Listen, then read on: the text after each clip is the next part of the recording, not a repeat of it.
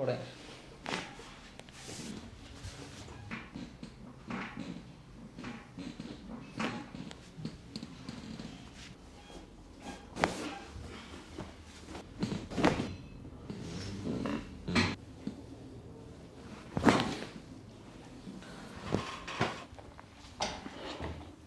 पहले से तो ज़्यादा ही ठीक है।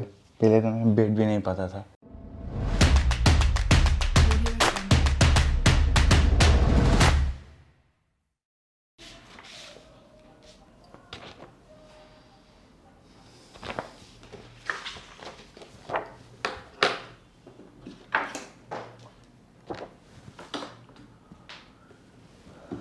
ये जो है सुदीप आपका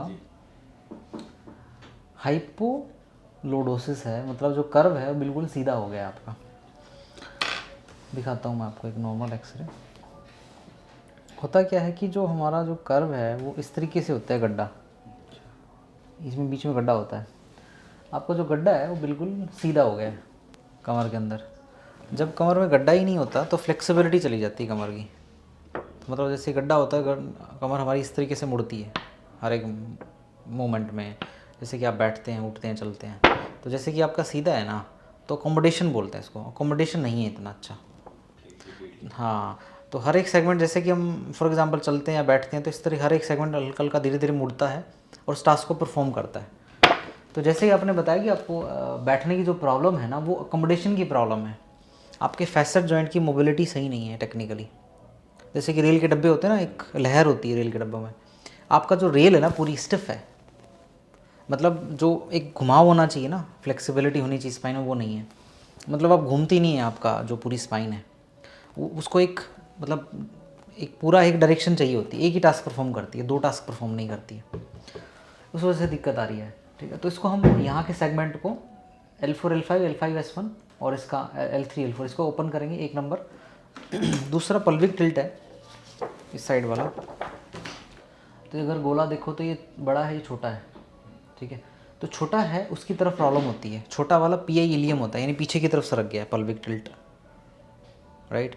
अब जब पल्विक टिल्ट हो जाता है ना और हाइपोलोडोसिस होता है, तो दोनों मिलके क्या कर देंगे, आपके स्पाइन को ब्लॉक कर देंगे। तो आप सीधा चल पाओगे, कुर्सी पे बैठ पाओगे, बट जैसे ही आप 60 डिग्री से नीचे जाओगे ना तो ब्लॉक होने लगेगा। ठीक है, तो हमने क्या करना है, इम्बैलेंस पल्वी का ठीक करना है और स्पाइन को ओपन करना है, प्रॉब्लम सॉर्ट आउट हो जाएगी। ठीक है, चल गया ना? हाँ, ठीक है। ज़रा बैठ के बताइए कितना बैठा जा रहा है।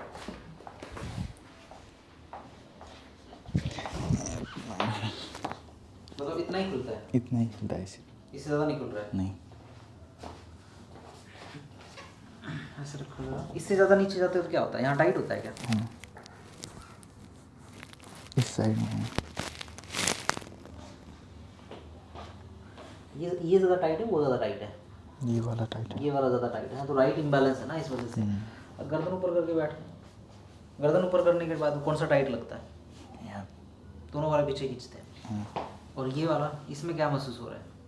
इसमें थोड़ा पेन जैसा पेन हो रहा है। अगर ऐसे 15-20 मिनट बैठने के लिए बोलूँ तो नहीं सकता, नहीं बैठ पाओगे? नहीं। दर्द हो जाएगा? हाँ जी, बहुत।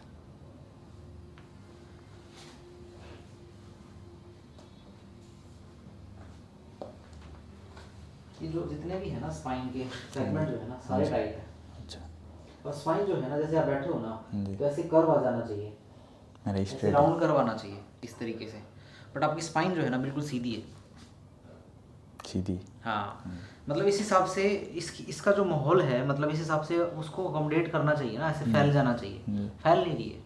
इसीलिए दिक्कत हुई है बैठने हाँ, उसने उसको कड़ा रखा है। जब ये पकड़ के रखती है ना हिप को, ऐसे हिप को पकड़ रखा है, तो हिप को पकड़ पकड़ के रखेगी ना, तो हिप जो है ना एक ऐसे होता है किताब के जैसे, खुलता है, खुलता नहीं है।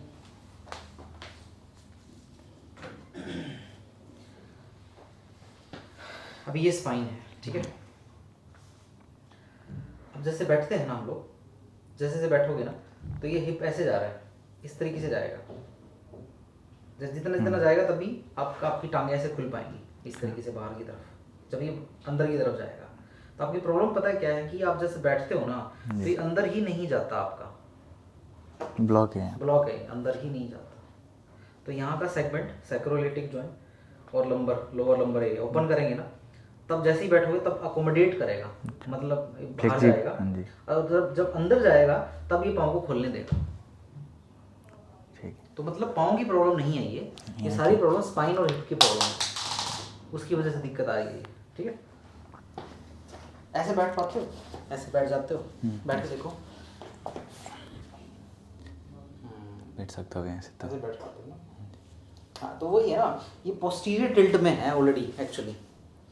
पीछे की तरफ तो चली जाती है आपकी स्पाइन ना, आगे ऐसे आगे की नहीं। तरफ नहीं जाती, आगे की तरफ स्पाइन नहीं अकोमोडेट करती है।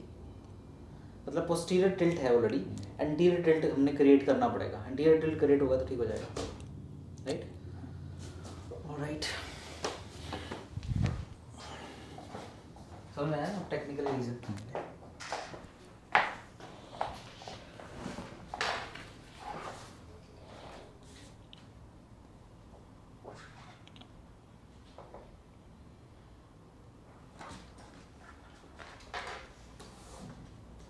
अब ये देखिए, ये बड़ा है, ये छोटा है, ये इतने बराबर होने चाहिए, दोनों के दोनों बराबर है। अब जो छोटा है इसका मतलब ये है कि ये आगे की तरफ आ गया है, समझ रहे हो आप? आगे तब आता है जब आपका पोस्टीरियर टिल्ट होता है, स्पाइन पीछे जाएगी, ये आगे आएगा, हमेशा अपोजिट वर्क करते हैं ये। ठीक है, तो इसको ऐसे करना पड़ेगा और स्पाइन को ऐसे करना पड़ेगा, तभी पूरी प्रॉब्लम जाएगी आपकी। कि किसकी तैयारी कर रहे हैं आप? कोई फोर्सेस की तैयारी कर रहे हैं ना? हाँ, तो उसमें आपको बैठा के देखेंगे, सब कुछ करा के देखेंगे, उसमें तो आपको फिजिकली फिट होना पड़ेगा।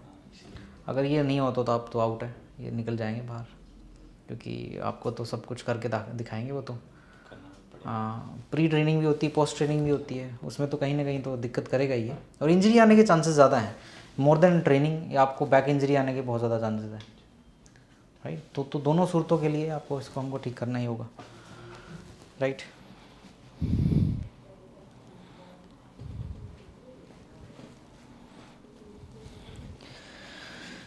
दोनों के दोनों क्लोज पल्विस हैं आपके, क्लोज बुक साइन होता है, आगे की तरफ घूमे हुए हैं, अंदर की तरफ ऐसे ऐसे बंद हो जाते हैं, तो यहाँ का मूवमेंट बॉडी कम हो जाती है, लिमिटेड मूवमेंट रहती है। एक रीज़न ये है इसका, एक्चुअली काफ़ी बाहर आ गया है वैसे अलाइनमेंट के बाद।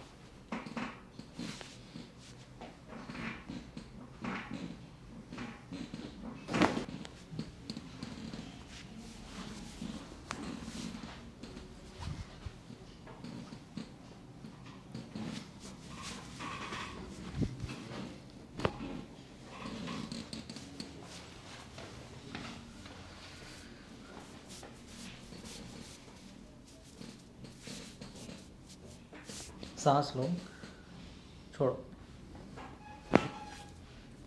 फिर से लो, छोड़ो, ढीला ढीला छोड़ना है, इसको भी ढीला,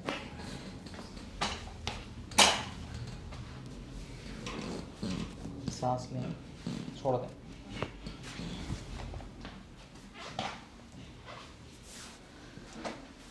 फिर से लेंगे, छोड़ें,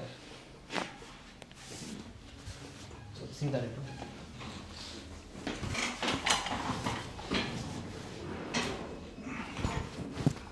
उठाओ गर्दन ऊपर, छोड़ दें नीचे,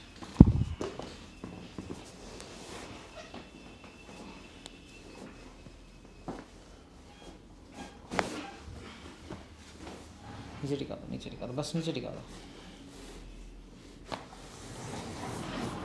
छोड़ ढीला नीचे, बैठो, लेग सीधे करके, दोनों घुटने मोड़ो, यहाँ से पकड़ो हाथ, लेट जाओ,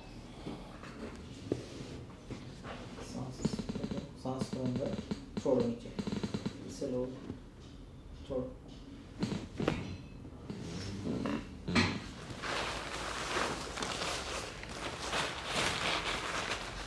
छोड़ दो, ढीला छोड़ दो, ढीला छोड़, ढीला, नीचे छोड़ दो, नीचे छोड़ दो बस।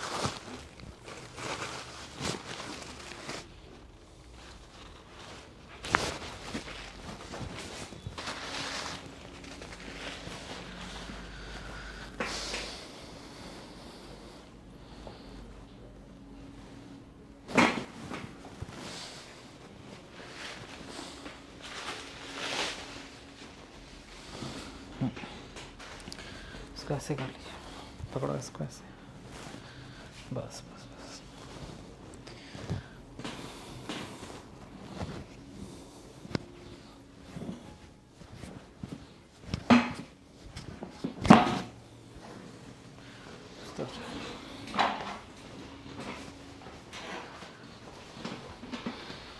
इसको भी ऐसे करो सीधा,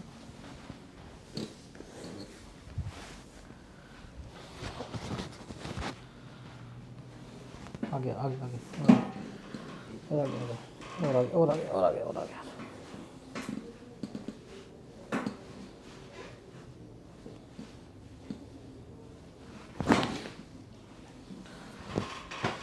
ठीक है। अब ज़रा बैठ के देखिए कैसा लग रहा है। पहले से तो ज़्यादा ही ठीक है। पहले तो मैं बैठ भी नहीं पाता था। अब पूरा बैठ पाते हैं ना? जी। ऐसे करके आराम से बैठो। ठीक है, टिका के देखो, पूरा टिक रहे ना आराम से। पूरा टिक रहा है। पूरा टिक रहा है ना? जी। पहले नहीं टिकता था। जब भी मैं एक्सरसाइज करने के लिए बैठता था, इधर दर्द होता था और यहाँ पीछे इधर। काफ़ी सही लग रहा है। पहले से तो फ्लेक्सिबल भी ज़्यादा बढ़ गया है। अब यहाँ कोई बैठने में कोई दिक्कत आ रही है? नहीं, कुछ नहीं हो रहा कोई है। खिंचाव दर्द नहीं आ रहा, नहीं, कोई दर्द कोई नहीं है। पहले तो मतलब बैठते ही दर्द आ रहा था इसमें। जी, यहाँ पे दर्द होता था और इधर पीछे। अच्छा अच्छा। अब मैं अगर आधा घंटा बोलूँ ऐसे बैठने के लिए, बैठ पाओगे आराम से? कोई दिक्कत नहीं आ रही है? कोई दिक्कत नहीं आएगी। ठीक है, आराम से बैठ सकता हूँ मैं। पूरा कोई खिंचाव नहीं आ रहा कुछ भी? नहीं। ठीक है, खड़े हो जाइए। इस तरह करिए ज़रा।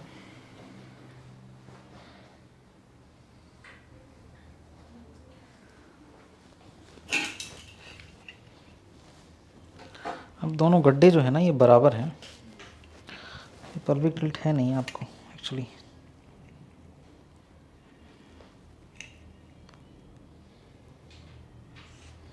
अब बराबर है, अब दोनों कोई प्रॉब्लम नहीं है। ठीक है, ऐसे झुकने में खिंचाव आ रहा है कोई? नहीं। ठीक है, सीधे हो जाओ। टो टच कर पा रहे हो? इसको टच करके आराम से कर दूंगा। परफेक्ट है फिर, ठीक है। ये ऐसा है ना कि अभी ये रेंज जो निकली है इसको मेंटेन करना पड़ेगा, हर रोज़ स्ट्रेचेस करिएगा, क्योंकि अब तो मैंने खोल दिया है।